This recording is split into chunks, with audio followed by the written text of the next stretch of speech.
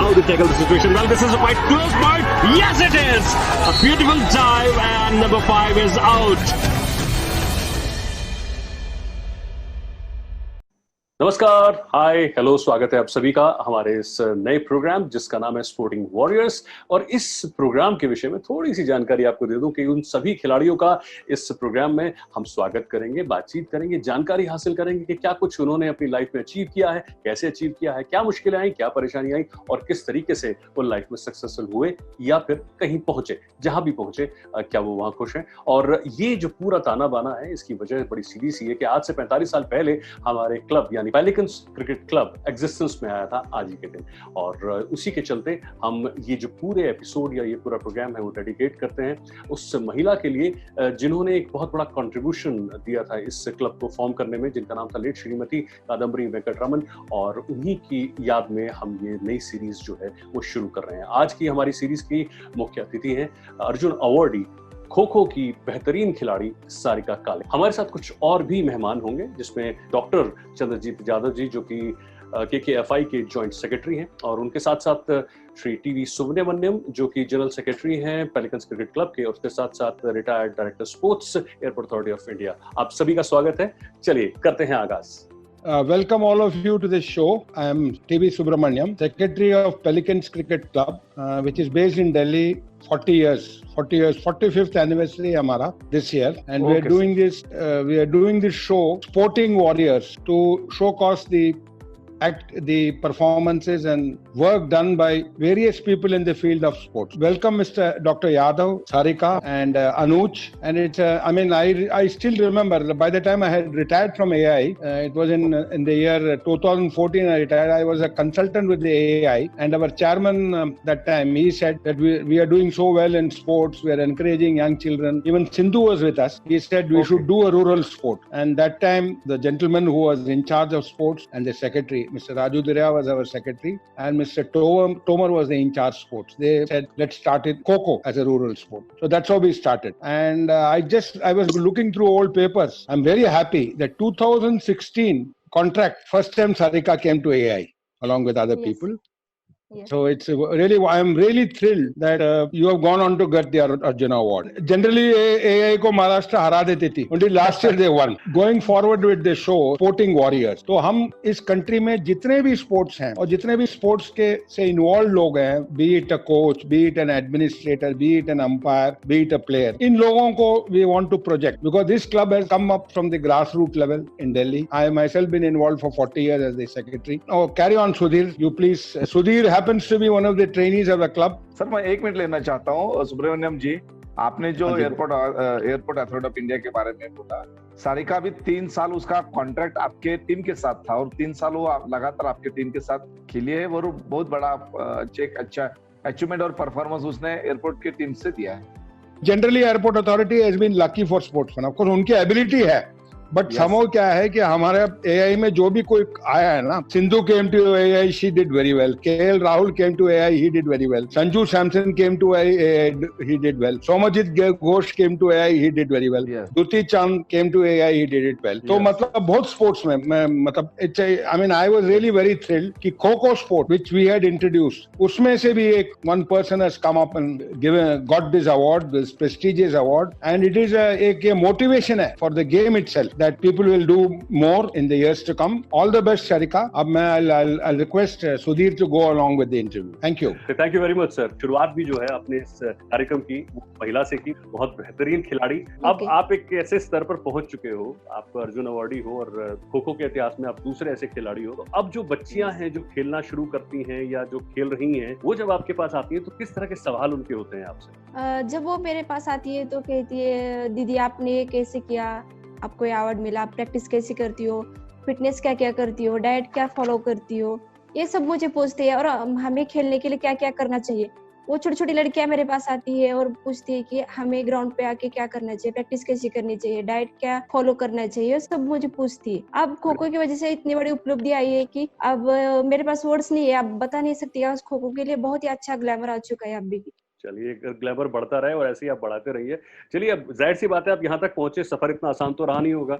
शुरुआत के बारे में कुछ बताइए ताकि जितने भी हमारे और बच्चे जुड़ना चाहें इसमें, कोई खास फर्क नहीं हाँ पड़ता। लोग बहुत सी बातें कहते हैं कि साहब थोड़ा सा फाइनेंशियली ये, फाइनेंशियली वो, लेकिन आपको किस तरह का सपोर्ट मिला और कैसा सफर रहा शुरुआती दौर पर, उसके बारे में कुछ बताएं। हाँ, मैं खो-खो के लिए 2005 साल से शुरुआत की खो-खो खेलने के लिए।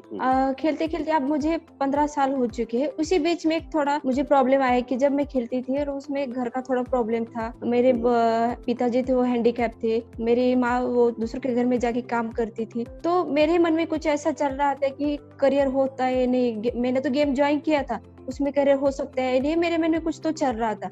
घर की परिस्थिति बहुत अलग थी और मन में मुझे बहुत ही ज़्यादा नर्वस थी कि मैं क्या करूँ। तभी मैंने खो-खो स्टॉप किया उसी बीच में जब मैं 12th में थी और मेरी जो नानी थी वो मेरे सर के पास चली गई और उनसे बात की कि सारिका खो-खो खेलना नहीं चाहती। उसके ऊपर बहुत डिप्रेशन आ रहा है कि वो खेल में कोई करियर नहीं हो सकता। उसके पिताजी हैंडीकैप है और माँ घर में जाके बर्तन वगैरह माँजती है। तो उसके मन में ऐसा चल रहा है तो उसे कम बैक करने के लिए आप कुछ तो उसे बोलो कि वो खो-खो खेलने के लिए। तब मेरे sir doctor Chandrajit Jadhav sir मेरे घर आए और मुझे समझाए कि सारिका ऐसे नहीं हो सकता, खो-खो में बहुत अच्छा करियर हो सकता है। तुम्हारी फिटनेस लेवल बहुत अच्छी है और तुम्हारी प्रैक्टिस देखे तो सबसे अलग तरीके की आप प्रैक्टिस करती हो। ये आपको बहुत उपलब्धि है कि आप ऐसा मत करो कि खो-खो को स्टॉप मत करो।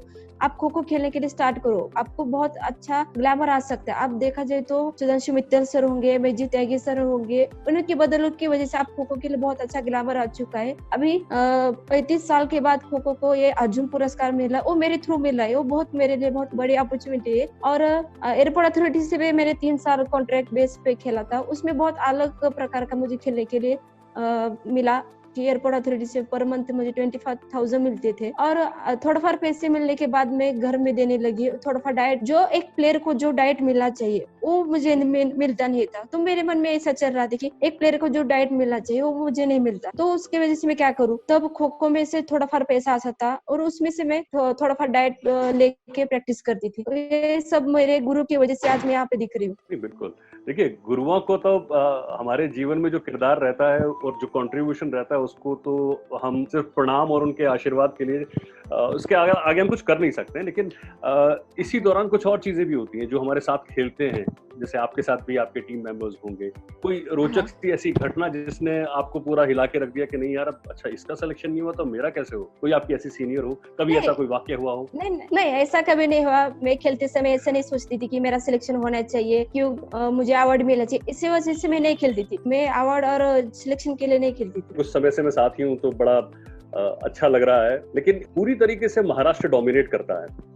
हमें ये भी मालूम है इसमें आपका बहुत बड़ा योगदान है, लेकिन बच्चे किस तरीके से लेकर आते हो आप, या उनका जो इंक्लिनेशन है खो-खो, क्योंकि इवन सचिन की हम बात करें तो वो भी खो-खो बहुत खेलते हैं। वो एक अलग चीज है कि चलिए वो क्रिकेट में चले गए, लेकिन इतना ज्यादा जो बच्चे आते हैं वहां से, उसका राज क्या है? वैसे तो महाराष्ट्र की भूमि से ही एक खो-खो जो गेम है वो तैयार हुआ। उसका तो वैसे तो जो संदर्भ दिया जाता है वो रामायण महाभारत से आज तक दिया जाता है। अलग अलग जो रिसर्च में या बाकी बुक्स में लोग वहाँ पे बोलते हैं कि वहां से खेल आज तक आया है। मगर महाराष्ट्र की भूमि में एक खेल पैदा हुआ, ये सही है, मगर इस गेम को राजनीतिक स्वरूप और लोकाश्रय जो लोगों का जो है ढेर सारा वहाँ पे सपोर्ट है। बेसिकली हर महाराष्ट्र के हर घर का बच्चा, हर घर का आदमी खो-खो गेम को जानता है, उसका रूल और रेगुलेशन सब जानता है। महाराष्ट्र में पहला खेल छोटा बच्चा कौन सा खेलेगा, तो कबड्डी खेलेगा, खो-खो खेलेगा या कुश्ती खेलेगा। और आने वाले समय में जब जैसा बच्चा बढ़ उसका ग्रोथ होता जाता है, वन स्टेप बाय स्टेप अगले स्टैंडर्ड में पढ़ता जाता है, तो वहाँ पे जो कोचेस अवेलेबल होते हैं उसके तहत वो अपना खेल चुन लेता है, चॉइस करता है, और उसके तहत जो कोच वहाँ पे जिस गेम का अच्छा होगा उस गेम में वो रुचि लाता है।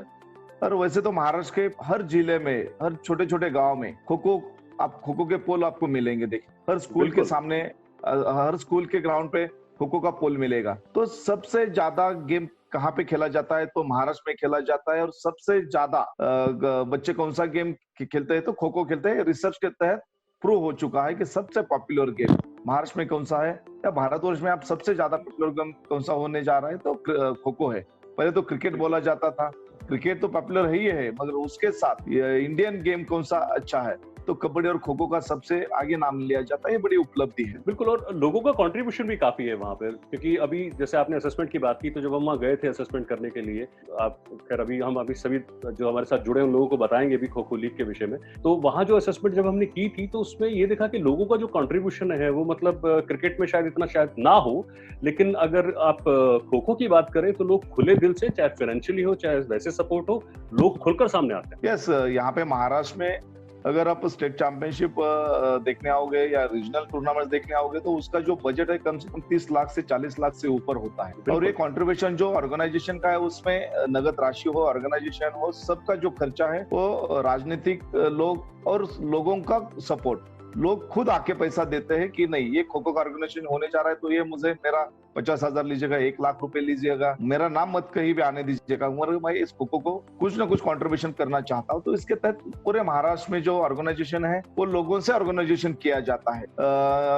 तो महाराष्ट्र में जब भी स्टेट हो, नेशनल हो, टूर्नामेंट जब भी ऑर्गेनाइज किया जाता है, तो लोगों का 100% कंट्रीब्यूशन रहता है, वो तन मन धन से होता है। और इसका जो है लोगों का लगाव खो खो के प्रति कितना है, ये सब जान सकते हैं। जी चंद्रजीत जी, इसमें कोई शक नहीं है कि सारिका ने जिन हालात के दौरान इस खेल को अपनाए रखा, आपका उसमें बहुत बड़ा कंट्रीब्यूशन रहा। आपको ऐसी क्या प्रतिभा दिखाई दी, ऐसा क्या एटीट्यूड दिखाई दिया, क्या खूबी दिखाई दी कि आप घर पर गए सारिका के और आपने उनको इंसिस्ट किया कि नहीं चलिए अभी आपके गुरुजी से पूछते हैं, क्योंकि हमारे गुरुजी भी यही हैं, वो भी आपसे कुछ पूछेंगे। फिलहाल आपके गुरुजी के पास चलते हैं। वैसे तो सारिका की फैमिली मुझसे बचपन से मेरा उनसे घर का संबंध एकदम घरेलू संबंध था, क्योंकि वे सारिका के जो चाचा थे मेरे टीम में खेलते थे। जब मैं स्कूल स्तर पे या कॉलेज स्तर पे हम एक ही टीम में खेला करते थे।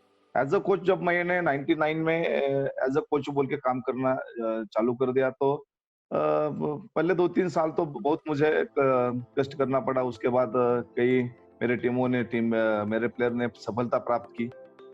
ऐसे 2005 में सारिका मेरे ग्राउंड पे खो खो खेलने के लिए एक रुचि उसने दिखाई कि मैं खो खो खेलना चाहती हूँ। उसके साथ बहुत सारी लड़कियां भी ग्राउंड में आ चुकी थी। तो जब मैंने उसका फिटनेस, उसका रनिंग सब देखा, तो मुझे लगा इसमें कुछ तो दम है। और उसके साथ सुप्रिया गाडवे जो एशियन चैंपियनशिप में जो इंडिया की कैप्टन थी, वो भी उसी टाइम उसके साथ आई थी, वो भी मेरे ग्राउंड की लड़की है। तो जब उसका रनिंग और उसका जो फिटनेस देखा, तो मैंने देखा कि ये एक अच्छा प्लेयर बन सकती है। उसकी जो है गरीब कुटुंब से आते हैं, ये कुछ मायने नहीं रखता, ये मुझे मालूम था कि आने वाले समय में जो प्लेयर उभर के आएगी, तो उसको मैं कहीं ना कहीं से पैसा इकट्ठा करके उसको मैं खड़ा कर सकता हूँ। और वही नौबत आ गई कि जब वो पुणे में ऑल इंडिया टूर्नामेंट था और उसने बोला कि सर मैं अब खो खो नहीं खेलना चाहती हूँ, क्योंकि उसका एक नेगेटिव अप्रोच हो चुका था कि इस खो खो से मेरा करियर बन सकता है या नहीं बन सकता। इससे मैं मेरा फैमिली का जो है वो मैं चला पाऊंगी क्या नहीं चला पाऊंगी, क्योंकि सारिका की मदर और ग्रैंड मदर दोनों भी हैं, बर्तन मांजने का, बाकी घरों में जाके काम करने का काम कर, उसके पिताजी भी कुछ काम नहीं करते। तो उसको एक प्रेशर मेंटली प्रेशर आ चुका था कि नहीं, मैं भी घर का पैसा जमा करने के लिए मैं कोई ना कोई पार्ट होना चाहिए, कोई ना कोई हिस्सेदारी मेरे भी होनी चाहिए। तो उसका प्रयास था कि मैं कोई ना कोई पैसा मेरे कष्ट करने से मिलेगा, तो एक मेरी फैमिली अच्छा रेगुलर जो है महीने का खर्चा खड़ा कर पाएगी। मगर उस टाइम मैंने उसको समझाया, उसकी दादी भी मेरे पास आई थी, उसको मैंने भरोसा दिलाया कि नहीं, तेरा करियर खो खो से हो सकता है, बाकी जिम्मेवारी मेरी। उसी टाइम साउथ एशियन गेम खेल के वो गुवाहाटी से उसना आई थी। तो पैसा तो कुछ नहीं था, सब अखबार में, न्यूज पेपर में और बाकी प्रिंट मीडिया में, बाकी सब जगह पे खबर चली कि सारिका की ये परिस्थिति है, उसको पैसा नहीं मिल रहा है। तो वहाँ के जो लोकल जो एमएलए थे, जो बीजेपी से है, बिलोंग्स करते हैं, आमदार राणा जगदीश सिंह पाटिल साहब, उनसे भी मैंने बात की। तो उन्होंने उस टाइम 2 साल तक पर मंथ 10,000 रुपए उन्होंने दिया। फिर बाद में उसका एयरपोर्ट अथॉरिटी के साथ भी कॉन्टेक्ट हुआ। ये बड़ी उपलब्धि हुई कि उसके कठिन समय में एक अच्छा कॉन्ट्रैक्ट एयरपोर्ट अथॉरिटी की ओर से उसको मिला और उसके बदौलत उसको बहुत एक अच्छी उपलब्धि प्राप्त हुई और उसके लगा नहीं, इस खो खो से पैसा मिल सकता है, करियर हो सकता है। ये जो उसको समझ कहाँ से आई, तो एयरपोर्ट अथॉरिटी की ओर से ये उपलब्धि हुई। मैं एयरपोर्ट अथॉरिटी का बार बार शुक्रिया अदा करना चाहता हूँ कि प्लेयर्स को पैसा मिल सकता है। ये किसने दिखाया, तो एयरपोर्ट अथॉरिटी ने दिखाया, इंडियन रेलवे ने दिखाया, तो एक बड़ी उपलब्धि थी। तो सारिका को उसके बाद वो लगातार प्रैक्टिस करती रही हर रोज। मुझे नहीं लगता कि वो 5वीं कक्षा से आज तक एक भी दिन उसके प्रैक्टिस में वो खंडित नहीं की उसने। हर रोज वो 5 से 6 घंटा वो हर रोज प्रैक्टिस करते है और उसकी कड़ी मेहनत का फल है कि एक अर्जुन अवार्डी बन के वो बनी। पूरे भारतवर्ष में 22 साल के बाद अर्जुन अवार्ड मिला और महाराष्ट्र के लिए वो 35 साल के बाद ये अर्जुन अवार्ड मिला। ये बड़ी उपलब्धि है और ये जो उपलब्धि प्राप्त हुई है इसके लिए तो मैं हमारे स्पोर्ट्स मिनिस्टर ऑनरेबल किरण रिजिजू सर, हमारे प्रेसिडेंट डायनामिक पर्सनैलिटी हमारे सुधांशु मित्तल जी और MS त्यागी जी, इनको मैं बहुत शुक्रिया अदा करता हूँ। उन्होंने बहुत अच्छा योगदान इस खो खो के लिए दिया। बिल्कुल। तो चलिए सर, अब मणि सर आपके पास आते हैं, क्योंकि जैसे गुरुजी जादव जी हैं वैसे ही गुरुजी आप हैं कि आपने भी इस टैलेंट को पहचाना और आपने सेलेक्ट किया। आपके मन में या आप किस तरीके से आकलन करते हैं सर, जो एक हीरे को आप चुन लेते हैं जैसे सारिका? ये तो किस्मत की बात है। मैं तो ये लगा लो, हमने जब सिलेक्शन करी AI में, जो सिलेक्शन करी, हमने खाली वो परफॉर्मेंस देखी थी प्लेयर्स की कि किन किन प्लेयरों ने क्या खेला। उस टाइम को ऐसे वो साउथ एशियन गेम्स हुआ था, उसमें जितने भी बच्चियां खेली और जिन्होंने अप्लाई किया उन सबको दिया हमने कॉन्ट्रैक्ट। ऐसे ही करके हमने असेसमेंट अपने आप ही किया, नहीं हमने कभी खो खो खेला है। हमारे इंटेंशन, हमारे एयरपोर्ट अथॉरिटी में इंटेंशन था कि जिन बच्चों को देना है जो काबिल भी हैं, तो वो एक भगवान की दुआ से अच्छा हो गया काम। और वी गॉट, आई मीन, ये जो सुप्रिया गधावे के बारे में बात कर रहे हैं, शायद ये भी AI में कॉन्ट्रैक्ट में थी, yes if I am not mistaken. Yes. तो मतलब एक ऊपर वाले की ब्लेसिंग है कि हमारे इरादे बिल्कुल नेक थे कि भी हम अगर ये स्कीम कर रहे हैं तो हम करें और जेन्युइन बच्चों को जाए। और वो गया, और वो जाने के बाद क्या हुआ, तो बच्चों ने भी हमें डिसअपॉइंट नहीं किया राइट फ्रॉम द बिगिनिंग। पहले ही 2 साल में हम फाइनल में हारे, नो डाउट हारे, कोई बात नहीं, क्लोज मैचेस हारे होंगे, बट फाइनल तक पहुंचे। एक नेशनल के फाइनल में जाना फॉर वन ऑर्गेनाइजेशन बहुत बड़ी बात है, और लास्ट ईयर दे वन। मैं 1-2 सवाल पूछना चाहता हूं। पहले मैं क्या नाम है, पहले सारिका के पास आता हूं। सारिका, आप आजकल कहाँ नौकरी करते हैं? मैं अभी तुलजापुर में स्पोर्ट्स ऑफिसर हूँ सर। सर, सारिका को महाराष्ट्र गवर्नमेंट की ओर से डायरेक्ट नियुक्त किया गया है class 2 gazetted officer, sports officer as a whole के डिस्ट्रिक्ट स्पोर्ट्स ऑफिस। कब हुआ ये? कब हुआ? पिछले 2 साल से अभी वो कार्यरत है। मैं अब ये पूछना चाहता हूँ ना, थैंक यू वेरी मच।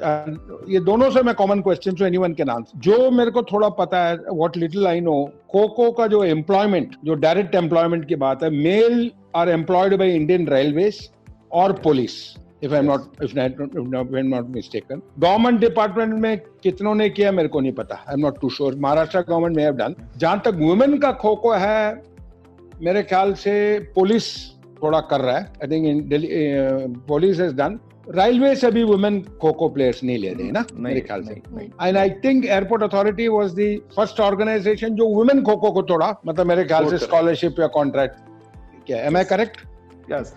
उसके साथ महाराष्ट्र में महाराष्ट्र स्टेट इलेक्ट्रिक बोर्ड, उनका भी टीम हमने तैयार किया था। उस टाइम जो महाराष्ट्र खो खो एसोसिएशन के जो प्रेसिडेंट थे ऑनरेबल अजित पवार साहब, तो उस टाइम के वो ऊर्जा मंत्री थे, उन्होंने वहां पे खो खो का महाराष्ट्र में टीम तैयार किया। मगर एयरपोर्ट अथॉरिटी का एक बड़ी उपलब्धि है, क्योंकि आपने महाराष्ट्र के सबसे बेहतरीन प्लेयर आज तक लिए, और जितने प्लेयर लिए ना वो एकदम पुअर फैमिली से आते हैं।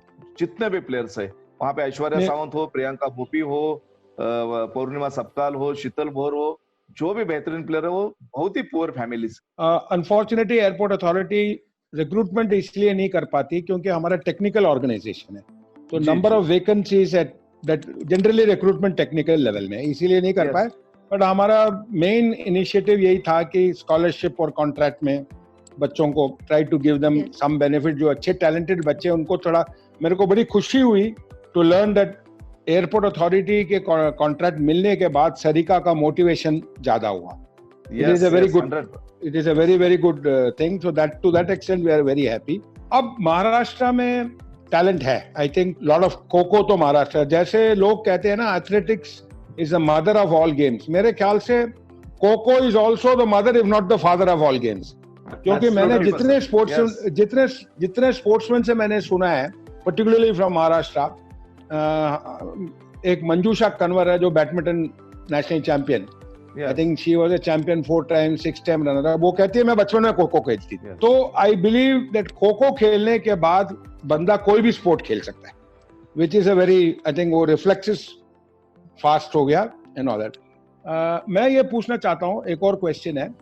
नाउ दैट एक अर्जुना अवार्ड आ गया, खो-खो मेरे ख्याल से जो मैं रिपोर्ट पढ़ रहा हूँ 2026 में शायद there is a chance Asian Games में आ सकता है. Asian Games, yes. So that will be wonderful. That means India को एक मेडल पक्का और आ सकता है, जैसे कबड्डी में आता है. And that's a very good news. और क्या डेवलपमेंट हम कर रहे हैं खो-खो में in terms of equipment? मतलब मेरे ख्याल से तो पहले तो जमीन में होता था ना, अब शायद मैट में होता है. मैट में होता है. अब सरिता कैन टेल मी बेटर कि तुमने अपने करियर में क्या डिफरेंस देखा है मटेरियल का इंप्रूवमेंट में, इंफ्रास्ट्रक्चर का इंप्रूवमेंट क्या, जब तुमने खो-खो पहले स्टार्ट किया और अभी आज खेल रहे हो, क्या क्या डिफरेंस आया है गेम में? इससे पहले मैं खेलती तब मैं मिट्टी पे खेलती थी. जब खेलते खेलते जब खो-खो मैट पे आने लगा तो उससे अलग प्रकार की प्रैक्टिस लेवल लगती थी कि मैट पर कैसे खेलना चाहिए. वो उससे हमें प्रैक्टिस, हमने गुवाहाटी आसाम में हमने मैट पे प्रैक्टिस की थी. अलग अलग प्रकार के मैट होती है. जो देखा जाए तो 12th साउथ एशियन जो हमारे हुआ था गुवाहाटी आसाम में, वहाँ की मैट जो थी वो अलग प्रकार की थी, और जो नेशनल में वो मैट होती वो अलग प्रकार की थी. तो उससे प्लेयर्स को जो मिलता है कि वो मैट में मिट्टी में से जो प्रिंट वगैरह जो ग्रिप मिलती है, वो जो मैट पे मिलती है वो अलग प्रकार का ग्लैमर आ चुका है. सर यहाँ पे मैं बताना चाहता हूँ कि पहले तो एक सारिका में महाराष्ट्र के प्लेयर तो रेगुलर मिट्टी में प्रैक्टिस करते हैं. उसके बाद जब आप पश्चिम बंगाल, वेस्ट बंगाल या ईस्ट में कहीं जाओगे तो ग्रास पे खेलना पड़ेगा, हरियाणा में जाओगे तो ग्रास में खेलना पड़ा है. तो उसके बाद जो कबड्डी और ताइक्वांडो का जो मैट है उससे रिलेटेड जो खो-खो का मैट फर्स्ट टाइम बनाया गया, तो महाराष्ट्र में तो हर डिस्ट्रिक्ट को, फिर महाराष्ट्र गवर्नमेंट ने 2012 के बाद सभी डिस्ट्रिक्ट को दे दिया खो-खो का मैट गवर्नमेंट की ओर से. 30 mm और 40 mm जाड़ी का जो है ताइक्वांडो और कबड्डी का रिलेटेड मैट बनवाया. पर उससे थोड़ा इंजरी प्लेयर्स का होने लगा, जो एंकल का इंजरी हो, नी का इंजरी हो, स्पीड चेकिंग का हो, डाइज मारने के बाद का जो प्रॉब्लम आता था, तो बहुत सारे प्रॉब्लम आने लगे. तो उसके बाद थोड़ा सा बहस होने लगा कि मैट पे खो-खो होना चाहिए या रेगुलर मिट्टी पे होना चाहिए. तो कई जो वहाँ पे कई रिसर्च करने वाले लोग बोले कि नहीं, मिट्टी का गेम है, मिट्टी में रहना चाहिए. कई लोग बोलने लगे नहीं, इंटरनेशनल स्तर पे जा रहा है तो ये मैट पे होना चाहिए. तो ऐसा लोगों का कहना अलग अलग ढंग का था. और 12th साउथ एशियन गेम जो गुवाहाटी में बना, तो वहाँ पे एकदम छोटा सा पतला सा मैट बनवाया गया. तो जो 30 mm 40 mm का जो मैट था उससे वो अच्छा उसका रिजल्ट हमें मिला. उसके बाद अभी लगातार खो-खो फेडरेशन ऑफ इंडिया की ओर से उसको प्रयास होने लगा है कि खो-खो का मैट कैसा होना चाहिए. सिर्फ मैट ही नहीं सर, उसके साथ प्लेयर्स का शूज भी किस तरीके से होना चाहिए. पहले तो हमारे प्लेयर ताइक्वांडो वाले और अपना कबड्डी वाले जूते इस्तेमाल करते थे. अभी थोड़ा सा रिसर्च करके प्लेयर्स भी अपना सुझाव देने लगे फेडरेशन को, और फेडरेशन भी लगातार इस प्रयास में जुटी है कि एक रेगुलर और अच्छा मैट जो प्लेयर्स को कहीं भी उसके इंजरी होनी नहीं चाहिए, उस तरीके से शूज और मैट बनाने का प्रयास आज मित्तल जी और त्यागी जी के नेतृत्व में पूरे भारतवर्ष में करने का प्रयास चालू है. और आने वाले समय में मुझे लगता है कि 100% प्रॉपर खो-खो का मैट उपलब्ध होगा. आज के दिनों में तो खो-खो का प्रॉपर मैट अवेलेबल नहीं है. जो भी हम मटेरियल तैयार करने का प्रयास कर रहे हैं, कहीं ना कहीं रिसर्च करके, प्रैक्टिस करके, फिर आने वाले समय में एक अच्छा मैच हम आगे ला पाएंगे. बिल्कुल सर, वो डिफरेंस हमने देखा था. इनफैक्ट सूरत में पहली बार Yes. वहीं पे ही ऑन द ग्राउंड जो थे वो शूज जो है वो प्रोवाइड किए जा रहे थे और यस जेन्युइनली क्वालिटी अच्छी थी उनकी। और अगर अच्छे शूज और जैसे मैट्स की आप बात कर रहे हैं, अगर वो बहुत जल्दी हो जाता है तो इंजरीज पे बहुत बड़ा फर्क पड़ेगा। सारिका, मैं आपसे जानना चाहूंगा इस चीज को लेके, जो अभी मैंने इंजरीज की बात की थी, मिट्टी पे खेलने में और मैट पे खेलने में आपको क्या लगता है कितना फर्क आ जाता है इंजरीज को लेके अगर हम बात करें? मिट्टी में तो इतनी ज्यादा इंजरी नहीं हो सकती। मैट पर जब खेलते थे थोड़ा फार एंकल प्रॉब्लम रहता था, और उससे ज्यादा जब मैं खेलती थी उस टाइम एंकल और जो ग्रिप रहती थी वो अलग अलग मैट पे अलग अलग प्रकार की ग्रिप आती थी। जो मैट पे आती जो आप मिट्टी में खेलते हैं उस टाइम एक लेवल में हम दौड़ते थे, और मैट पे जो था वो अलग प्रकार की मैट थी, इसलिए हम जो स्प्रिंट मारते थे उसी टाइम जो हम स्प्रिंट मारते समय जो मिट्टी में जो स्प्रिंट मारते थे वो मैट पे थोड़ा फार अलग दिखने लगा। जब प्रैक्टिस लेवल पे हमने मैट पे प्रैक्टिस की तो प्रैक्टिस होने के बाद धीरे धीरे हमें समझने लगा कि मैट के ऊपर कैसी प्रैक्टिस करनी चाहिए। जब मिट्टी में खेलते तो अलग प्रकार की प्रैक्टिस करते थे कि मिट्टी में इतने ज्यादा प्रैक्टिस करने की जरूरत नहीं पड़ती थी।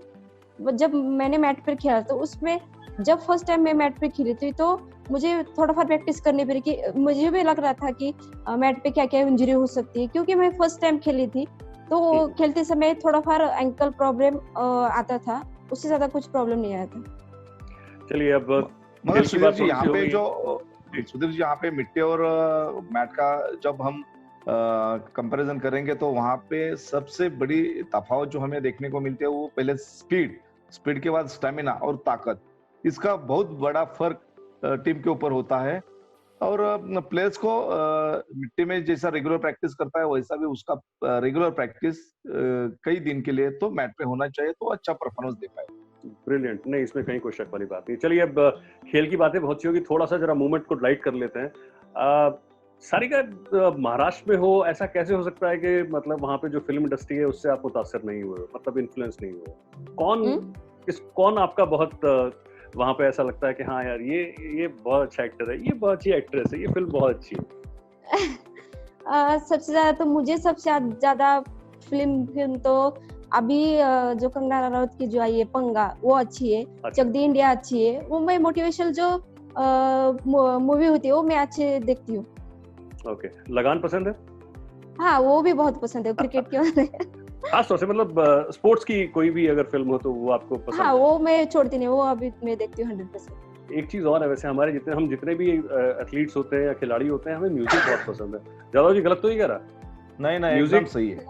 तो आपकी पसंदीदा म्यूजिक के बारे में कुछ बताओ, कौन अच्छा लगता है, कौन बढ़िया, सबसे बढ़िया सिंगर लगता है, किसके गाने गुनगुनाते हो? सिंगर देखा जाए तो जो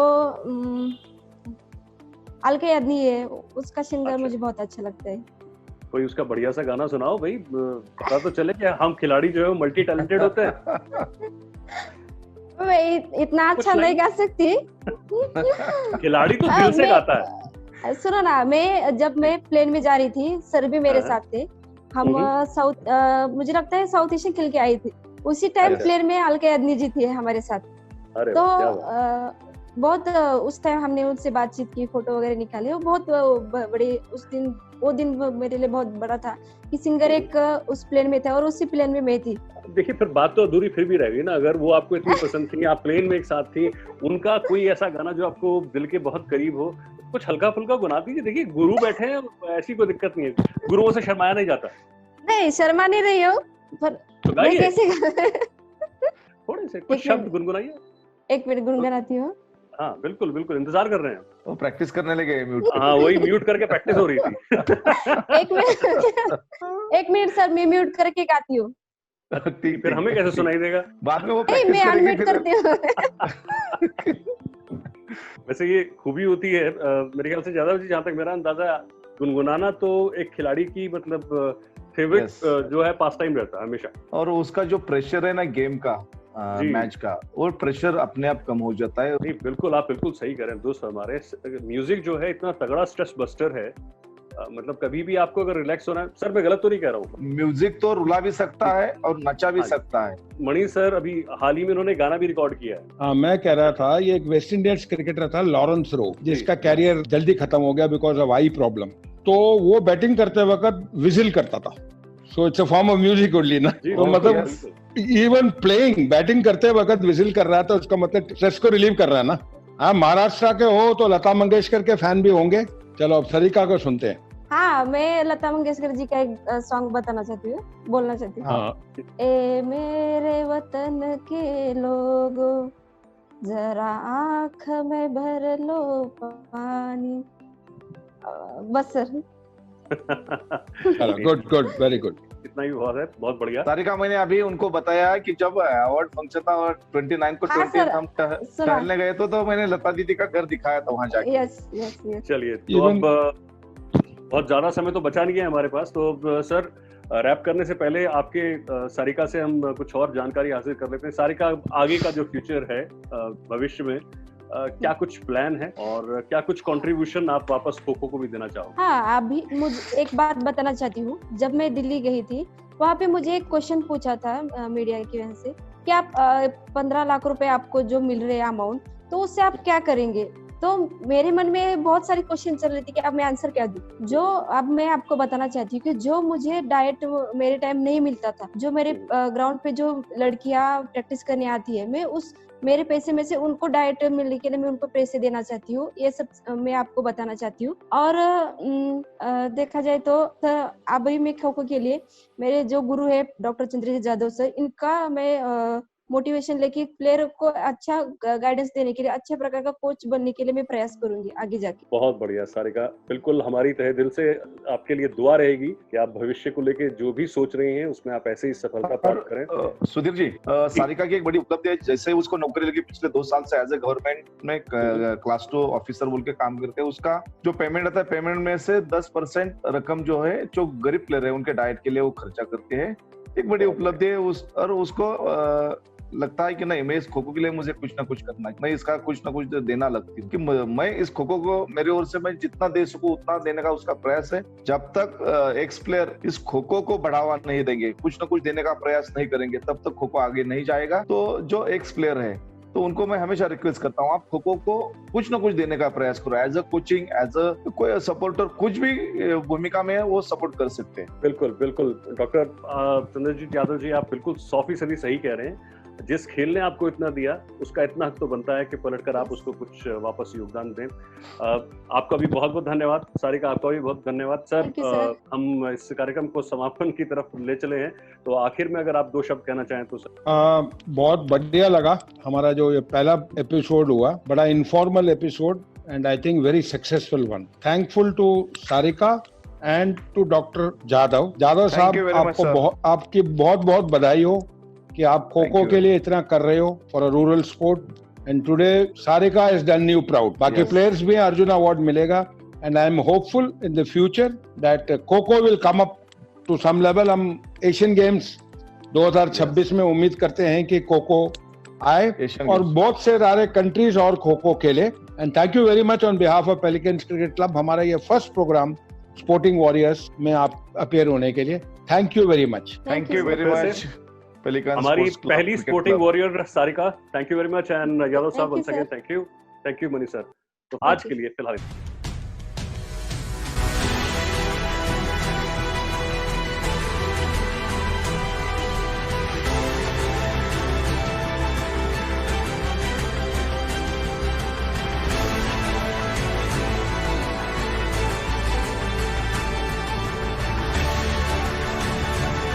how to tackle the situation. Well, this is a quite close point. Yes, it is. A beautiful dive and number 5 is out.